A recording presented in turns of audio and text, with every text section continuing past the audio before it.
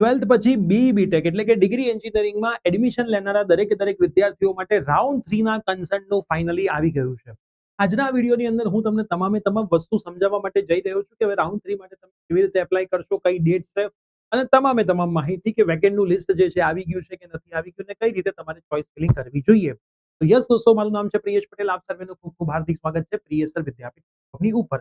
વિડીયોની શરૂઆત કરીએ એની પહેલા મારે તમને એક બે વસ્તુ બતાવી છે. આપણી યુટ્યુબ ચેનલ ઉપર જ આજથી જ મેથેમેટિક્સ 1 સિવાયના દરેક સબ્જેક્ટ્સના લાઈવ સેશનની શરૂઆત થઈ રહી છે.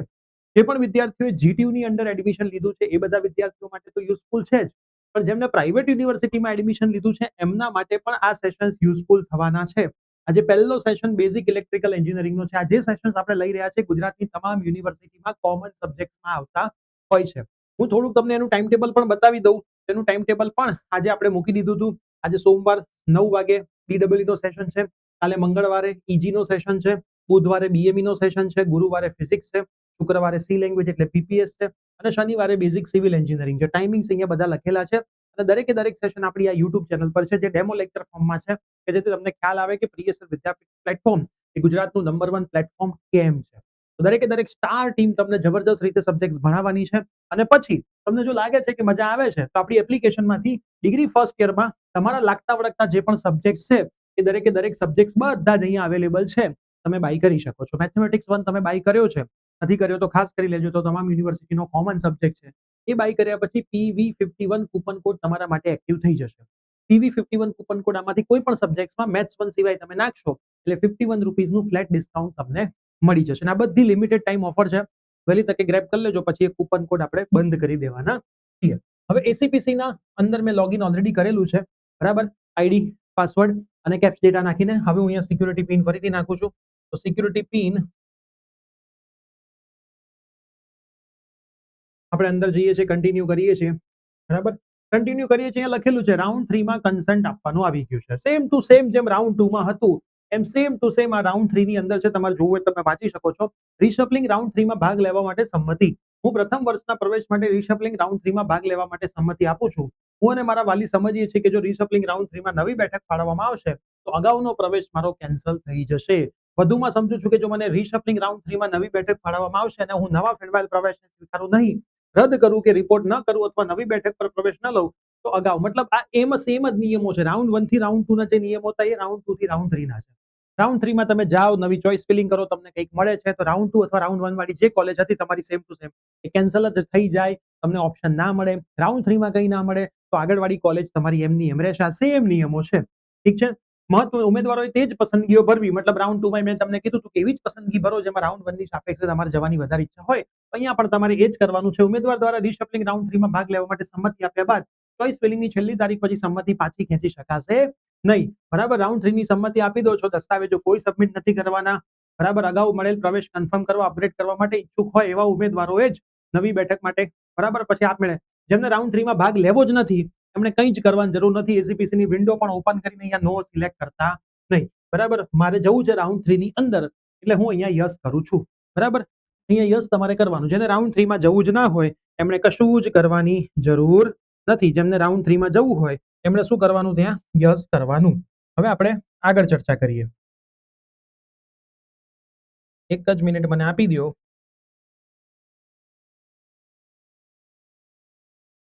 બરાબર. જેમને રાઉન્ડ 3 માં જવું છે એમણે યસ કરવાનું, નથી જવાનું એમણે કશું જ કરવાની જરૂર નથી, બરાબર. પૂછે છે ભાઈ સબમિટ કરવું છે? હા, સબમિટ કરવું છે. તો જો હવે અમે રાઉન્ડ 3 ની અંદર આવી ગયા છે. તો તમે આવી રીતે સિમ્પલ એક પ્રોસેસ છે જેના માટે તમે રાઉન્ડ 3 માં આવી શકો છો. હવે રાઉન્ડ 3 ની ચોઇસ ફિલિંગ કરતા પણ હું તમને અહીંયા શીખવાડી દઉં છું, બરાબર. ચોઇસ અનલોક જ અમે રાખીએ છીએ દરેક રાઉન્ડમાં, ક્યાંય લોગિન કરતા નથી. ચોઇસ ફિલિંગ હું તમને અહીંયા બતાવી દઉં લાઈવ જ, જો ઓપન થઈ જાય છે તો, ઠીક છે. ચોઇસ ફિલિંગ માટે ઓકે, સેમ ટુ સેમ વસ્તુ ફોલો કરવાની થાય છે, બરાબર. તો હું સેમ ટુ સેમ વસ્તુ ફરીથી ફોલો કરી લઉં છું.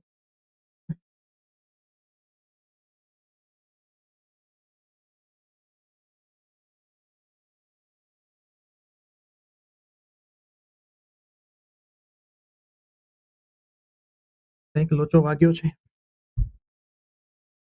એક જ મિનિટ મને આપી દો, બરાબર. હું તમને પછી ફંડો જ બતાવી દઉં એટલે તમે ક્યાંય તકલીફમાં મુકાવ નહીં. ઘણી વખત બધું બરાબર હોવા છતાં પણ વેબસાઇટમાં લોડ આવતો હોય છે, બરાબર. હવે આપણે મંગાવી લઈએ.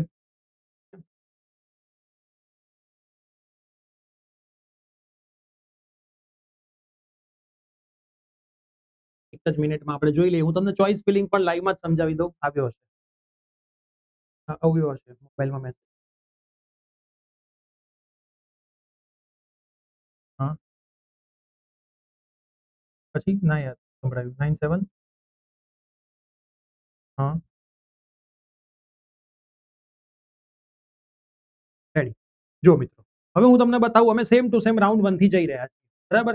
રાઉન્ડ 1 થી એ જ વસ્તુ નવી કશું જ અમે કરતા નથી. બરાબર? પહેલી એલડી રાખી છે કોમ્પ્યુટર, બીજી એલડી રાખ્યું છે આઈટી, ત્રીજી વીજીઈસી રાખી છે કોમ્પ્યુટર, ચોથી વીજીઈસી આઈટી, પાંચમી જીઈસી 28 કોમ્પ્યુટર, છઠ્ઠી જીઈસી 28 આઈટી, પછી જીટીયુ કોમ્પ્યુટર, બરાબર? New LJ computer. અમને 8મા નંબરની શીટમાં મોક રાઉન્ડમાંય મળ્યું હતું.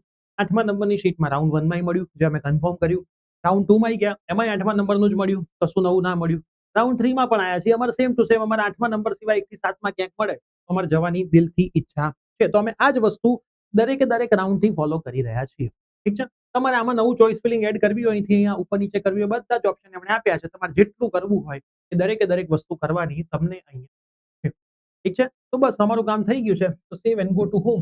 જેમનું જેમ હતું એમને એમ રાખી દીધું. 8 ચોઈસ ફિલિંગ, બીજું કશું જ કરવાનું છે નહીં. બરાબર છે? અપડેટ કન્સર્ન ડિટેલની અમે કન્સર્ન આપી દીધી છે. હવે આપણે એક વખત વેબસાઇટ પર નજર નાખીએ એમની. બી બીટેકની વેબસાઇટ ઉપર હું એક વખત જોઈ લઉં. આને હું લોકઆઉટ કરી દઉં.